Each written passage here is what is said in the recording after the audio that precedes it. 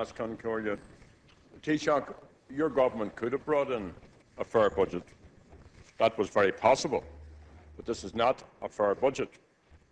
Agus ní raibh sé deacair na raibhna ceart a dhéanú tá sogad sin a grin tú na raibhna mí ceart. Arís. Ken Fa. Sinn Féin has shown how a fair budget is possible in our fully costed alternative budget, and you choose to ignore this. Instead, yesterday you produced a regressive, anti-family, cruel budget, a budget that is neither fair or just. The Taoiseach talks of a fairness agenda, but fairness demands equality and justice. Fairness means increasing taxes for those who can afford to pay more, while protecting working families, citizens on low and middle incomes, and those struggling to make ends meet. It means protecting frontline services. Your budget does none of this, and there's not even a whisper of a jobs plan. And let's not pretend, Taoiseach, that it imposes any real burden on the wealthy. That's a sham argument by a Labour leadership desperate to escape criticism for introducing an anti-working class, anti-children, anti-jobs budget. Yesterday, the Labour leadership abandoned all pretence of leading the party of James Connolly. Taoiseach, the truth is that this budget disproportionately targets hard-pressed families and will slash frontline services. This budget will undermine any possibility of growth in the economy. Hundreds of thousands of families have been hit by a family home tax, more PRSI payments, cuts to child benefit, hikes in college registration fees and increases in motor tax. Taoiseach, Sinn Féin is opposed to the government's tax on the family home. You call it a poverty tax, but it's a tax on the family home, Sinn A. And it's clear that the government is prepared to use all means to take this tax from struggling families, and this is totally and absolutely unacceptable. Many families up. Last Concordia, I sat here in complete silence and listened to the Taoiseach, the Taoiseach, and the leader of Fianna Fáil. The other deputies mightn't like what I'm saying, but they should at least listen. I can say as someone who comes from the north, there is not a property tax in the north. Sinn A, you're telling fibs, my friend. So, families up and down this state will not be able to pay this tax. So let me put you on notice, Taoiseach. Sinn Féin will be actively campaigning to resist the introduction of this unfair tax on the family home. It's not yet law, it can be stopped, and Sinn Féin has an alternative that is fair, and that's a wealth tax that is levied on the property of the wealthy. The so-called mansions tax is little more than a gimmick, and a very poor one at that. The government had the option. We've rehearsed this many times. We're bringing forward legislation in this regard. The government had the option of a real wealth tax and choose not to take it. Instead, you choose to impose a punitive tax on the family home.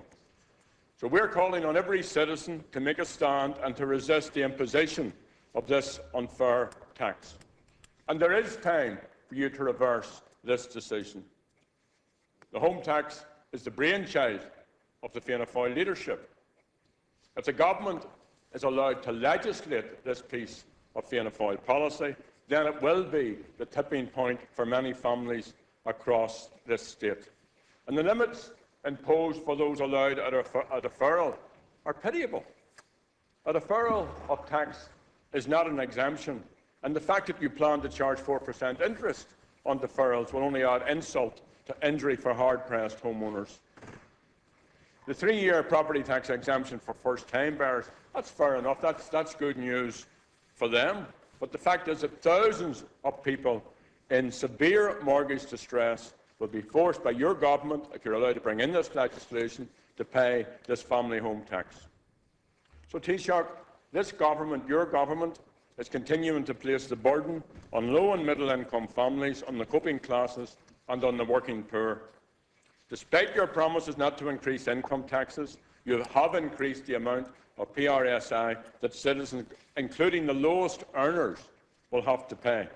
The decision to abolish the PRSI weekly threshold of €127 will mean an increase of an extra €264 a year for those earning over the minimum wage. On top of the family home tax, this will cause great distress. You've also increased PRSI for the self-employed, but they'll get nothing for it.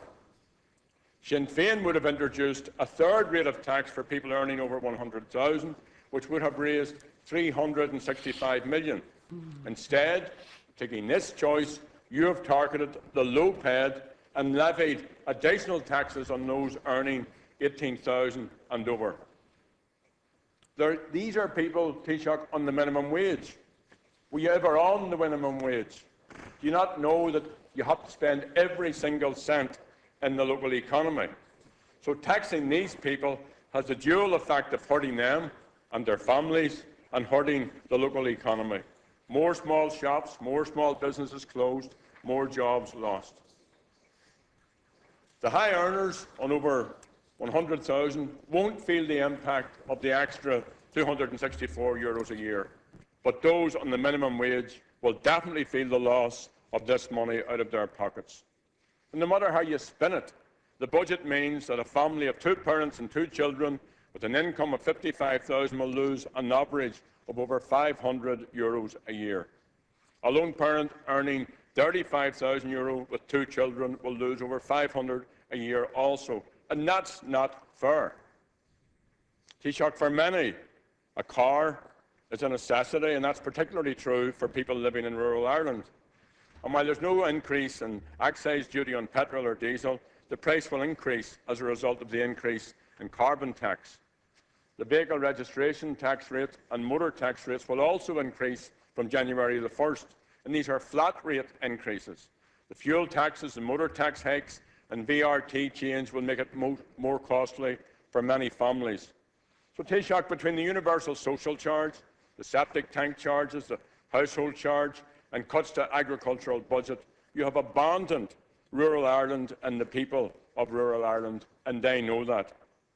You could have implemented Sinn Féin's policies, but you didn't. We called on you to standardise pension and other tax reliefs. It's been revealed time and time again that the top 20% of income earners avail of 80% of the tax reliefs paid. These are the people you are protecting, not the poor, but the wealthy. And Taoiseach, no other issue reveals the depths to which this government has sunk than its decision to cut child benefits. Shame on you, Taoiseach. Shame on the Taoiseach. Shame on Fine Gael and on Labour. During the last, got your attention now, the word shame gets you to focus. During the last election campaign, the Labour Party called on the public to protect child benefit by voting Labour. Vote Labour, protect child benefit. The Labour leader told the electorate that it was a red line issue. Adverts defending child benefit and warning of Fine Gael's intentions were placed in the newspapers. Labour put up posters across the state. Yesterday, and not for the first time, Labour, its leadership at least, abandoned its core values.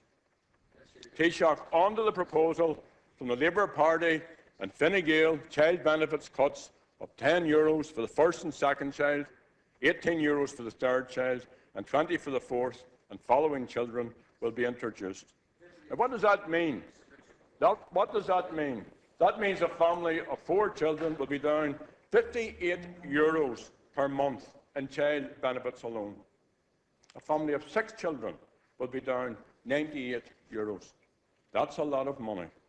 That will have a crippling impact on families who are dependent on it. Taoiseach, children and young families have borne the brunt of this budget. Less than 1 month since the passage of the children's referendum, the reality of the government's commitment to children is exposed. And I warned you of this in this House. Before the referendum, I stood up here and said that people saw the difference between the government's rhetoric on this issue and the reality of the government's policies in relation to children. The number of children at risk of poverty and deprivation will rise as a consequence of this budget. A recent report revealed that 10% of households are suffering from food poverty. It's one of these new buzzwords. It means hunger. I come from a community, and I'm sure it's the same in your community, where mothers have been taken to hospital with malnutrition, where grandmothers have been taken to hospital with malnutrition because they were feeding their children. This budget will make all of that worse. Basics such as food, clothing, and shelter will become unaffordable for thousands of families. And the crisis that this will cause has been exacerbated by the decision to cut the back-to-school clothing and footwear allowance by 50%. You know what it's like to clothe 3 or 4 children going back to school on a minimum wage? But defending this, and I think this is the mark of this government, the Minister for Social Protection, Maria Joan Burton, told journalists there's a lot of good value in shops in relation to clothing and footwear. This minister has a take-home pay of €169. Easy for her to say that. Sorry, Gummalesco. €169,000. And it shows how detached, how much of a bubble the government is living in, and how much their ivory towers are removed from the reality of life, which most families have to endure. However, and our last doctor on Mary Lou McDonald raised this issue this morning, one of the most despicable decisions of the government parties is a cut to respite care for children with severe disabilities. You have cut William Mar Ira Taoiseach, Fidgerlum, Cants, no Aislam, not being Cants, just Aish Bamacha. You have cut €325 from more than, okay, well, Aish August Folum. You have cut €325 from more than 77,000 families. 20,000 of them receive no other support from the state for providing full-time care for a family member. And how low can you get? That needs to be reversed. It's scandalous, it's shameful, and it certainly isn't fair. This budget that was trumpeted has been a fair budget. Before the last general election, both Labour and Fine Gael vehemently opposed the prescription charges for medical card holders imposed by Mary Harney. In this budget, you've trebled these charges. You've increased the monthly maximum payment from €10 per month to €19.50 per month. And that's only the tip of the iceberg. Watch all this building up for working people and for people out there. The health minister, the health system, under millionaire minister James Riley, has staggered from one crisis to another, each one more damaging than the last. He's failed to deliver the promised reductions in the price of medicines. Instead, he's passing the cost on to patients with higher prescription charges and the increase of the threshold for drugs payment schemes. Older people, in particular, are attacked in this budget. People over 70 with an income of €600 to €700 per week will lose their medical card and will receive the GP-only card, and they will have to bear, therefore, the full cost of medication. You keep talking here, and it's very enheartening to the people from the north about what Sinn Féin are doing in government in the north.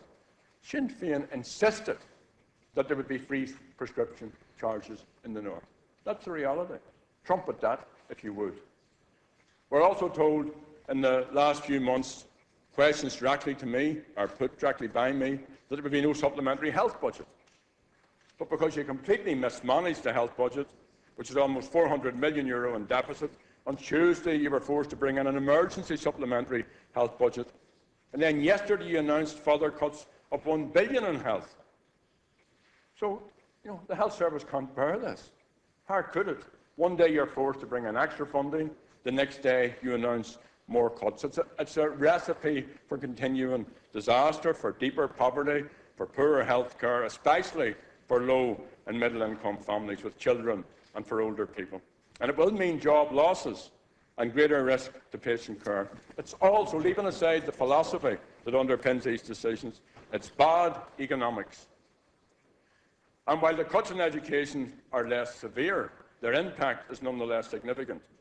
123 million cuts in the education budget will have a disproportionate impact on learners from the more disadvantaged sections of Irish society. The millions of euros to be cut from higher education will seriously cut and impede the opportunities for people to upskill and to diversify. And the funding for higher education institutions have taken a very significant hit, with a 25 million reduction being imposed in 2013 and a 13.2 reduction being made in the allocations of the VECs. And the reduction of income thresholds for the eligibility of student grants by 3% is a continuation of Féin policy. And that will prevent even more students from lower and middle income families from pursuing higher level courses. But I think it's the cut being imposed by the Department of Social Protection in relation to the Back to Education allowance and the estimated saving of 17 million, which will impact greatest on the less well-off who wish to return to education. And remember Rory Quinn's public flourish before the last election at Trinity and signing up to opposition to any increase in student fees. Another U-turn. Yesterday, he announced an increase of €250 on third-level contribution. Students will now have to pay €2,500 in fees. So much for the claim that third-level education is free. So, Taoiseach, the negative impact of government policy is very, very clear in how it imposes the greatest burden on those who have less and on those who can least afford further burdens being imposed on them. But there's also a negative impact on the economy, and that's evident in the 20,000 net job losses, the 14.6% of citizens on the Live Register, and you can see it in the overworked voluntary sector, organisations like St Vincent de Paul who cannot cope with the demands being made on it. And being made on it, incidentally, also by government departments. So here we have the government department actually asking a charity run on a voluntary basis to help it. The government also claims that after this budget we are 85% of the way there. Doesn't tell us where. 85% of the way to where. Not this parrot of to be the best small country to do business in. What about being the best small state to live in? To live in. To live in, the best small state to live in. So where exactly is the government taking us? And what are the social consequences of the government's austerity policies? The Irish League of Credit Unions revealed several months ago that a number of people who are left with €100 or less at the end of each month has risen to 1.8 million people. So, Taoiseach, where do these citizens find the money for your family home tax or your decision in PSRI? And what of the tens of thousands of our young people already in Australia or Canada or the USA or Britain? So, while the Minister tells us that the economy is growing, the reality is that growth forecasts are being continuously revised downwards. The domestic economy, and it gives me no pleasure to say this, is on the floor. Retail sales have fallen by over 30% since the start of the recession, and thousands of jobs have been lost. And the budget will do nothing to restore confidence in this domestic economy. And then what really galls people is that a parody of what at one time passed before. You tell people to tighten their belts. You tell people, we're all in this together. You patronise people by saying you understand how this hurts them. But the fat cats in the bank headquarters continue to cream it at the expense of taxpayers. You borrow 65 billion from the Troika and you give 64 billion of that to the banks. And how was the money being spent? Just last month, Sinn Féin revealed that nearly 30,000 staff at banks you have bailed out are still paid over 100,000 every year. So compare it. You take away a respite carers allowance on the one hand, and yet you allow this to continue, despite the mess that the banks have created. There are 326 of these bankers who receive more than 200,000 a year. 104 receive more than 300,000 a year. And 48 receive more than 400,000 a year. And 27, Taoiseach, receive more than $500,000 a year. Salaries that ordinary people could only dream of. And the banking system shows no compassion for its customers, the taxpayers who bailed them out. Instead of passing on rate cuts from the ECB to mortgage holders, they hike up their fees. They massage their figures on lending to small and medium enterprises. In this budget, you did have the opportunity to tackle this. You could have used the tax system to claw back some of the payouts and payoffs to bankers and politicians who have wrecked our economy. You've announced a 3% increase in the universal social charge on pension income over 60,000 per year for people over 70 years of age. I have no doubt that some in the Labour Party will spin this or try to spin this as a meaningful tax on the very wealthy in our society. Not in the least. There are 160 retired bankers from the institutions covered by this who are receiving annual pension payments in excess of 100,000 per year. And many aren't even 70. Sean Fitzpatrick isn't 70. Now there's Brian Goggins, Eugene Sheehy, or Colin Doherty. And what of the former ministers who bailed out these bankers, former Taoiseach living the high life on lobbied pensions while ordinary people bear the brunt of the crisis they created?